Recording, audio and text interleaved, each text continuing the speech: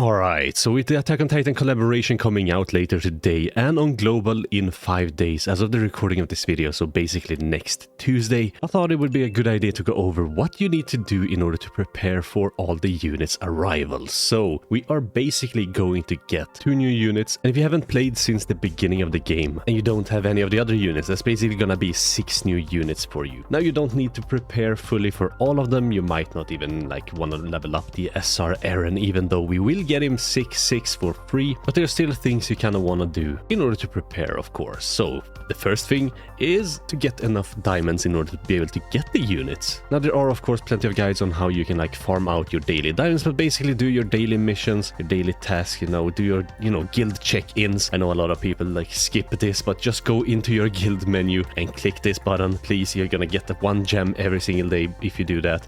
That stacks up. That's like a 1 free multi every month. So just do that. There's also other ways. Do your PvP stuff. Do any sort of missions that you come across. Any sort of event, special things.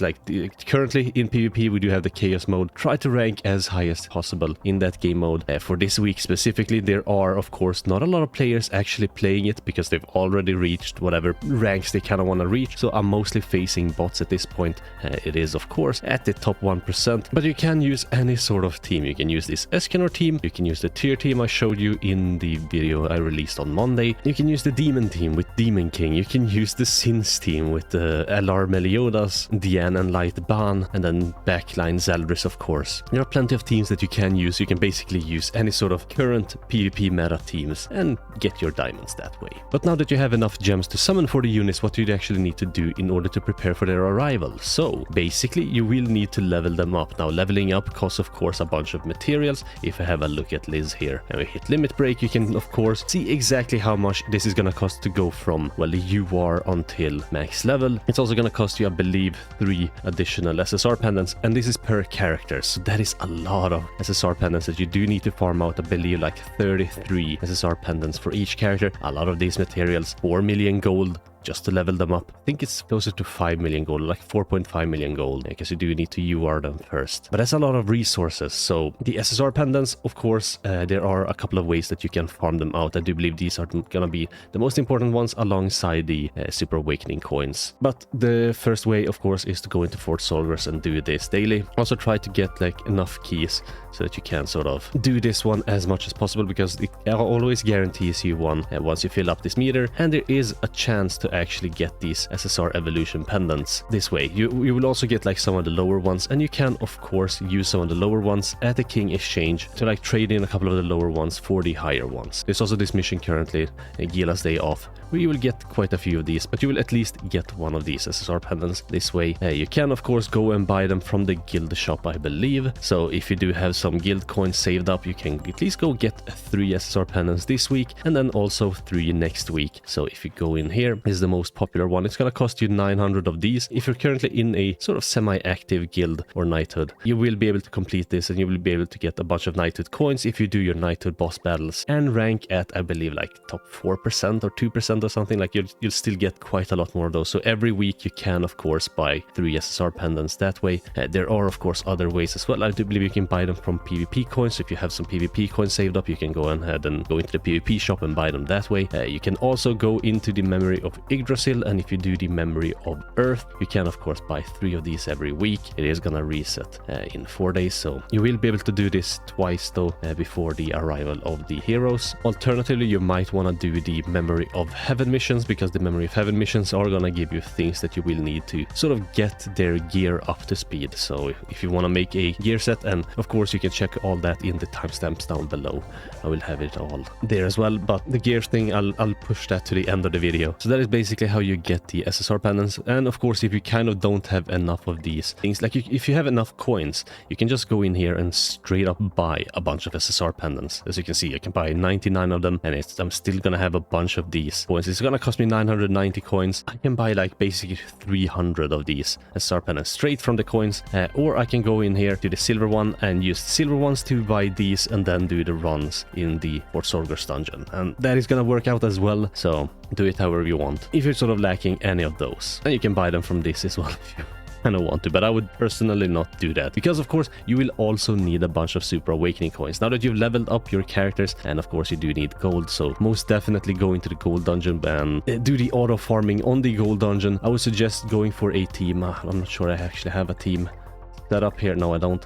But go for a team with a bunch of like AoE infect cards. Say for example, let's just have a look at some of the units. So you can go in search skill and you can search, I said AoE infect, I meant weak point. So you do want to have weak point cards and go in search weak point. I would suggest at least bring Red Brunhild if you do have her, because Red Brunhild does of course have an AoE weak point card and she debuffs the enemies with her passive. So the NPCs, when you're auto running this over the night, won't actually attack with debuff cards first. So that is very good indeed. And then of course you can go for someone like Philo. Philo does also have a weak point AoE card. I do believe Shin also has a AoE weak point card, which is really nice. So the NPCs will prioritize those cards first and then any sort of other cards. And because AoE weak point hits for so hard against those sort of NPCs that you will face in the gold dungeon, that you will face in the potion enhancement dungeon, that is very good. So you can also use this king. He does also have an AoE weak point. Just go in here, check what units you have and see if you can sort of make a team based around that. And you should be good, because you're going to basically return every single run and it's going to go super fast, and you will be getting a couple of million golds every night if you just do it that way. So you just leave it on auto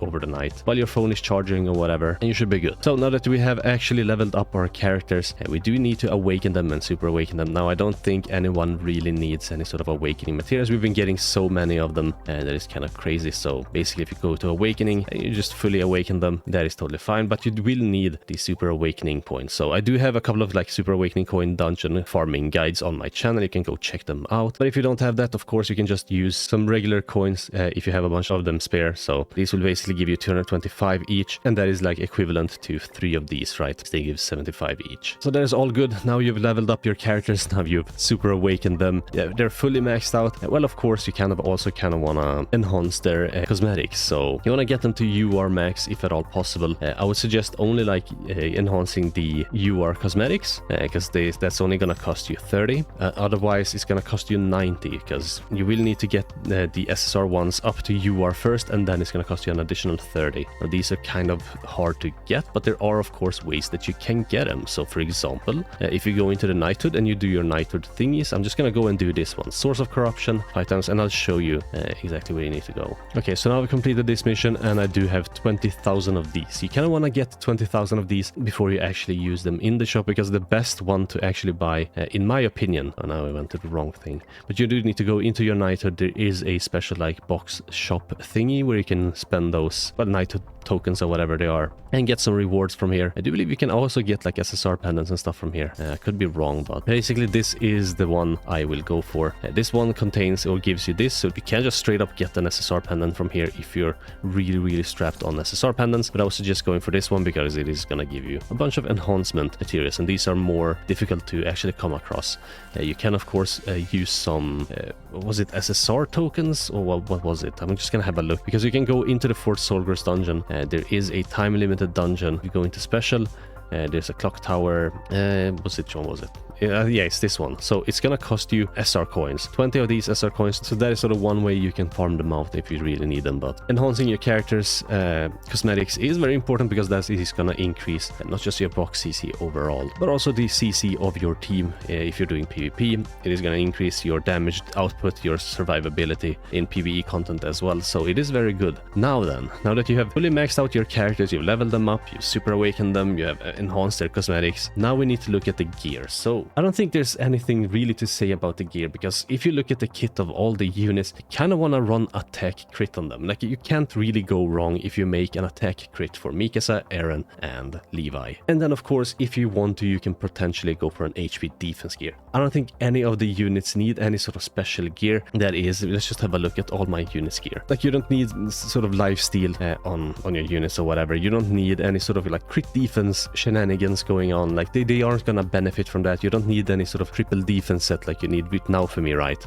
These units are all based on attack, and they also sort of kind of wanna crit. And of course, if you crit, you will be doing more damage. You kind of want to go with crit damage. So attack, crit damage is what I would suggest you go with. And of course, to craft the gear, we've had a bunch of these missions where we get so many of these every single, like, I don't know, it's like every other event or whatever. They give out a bunch of these. So I personally am just going to use these. Otherwise, you can just farm them out yourself from the dungeons or whatever it's called. You just go into the open world and you see, yeah, for example, the chapter 1 here, you can get the attack pieces from.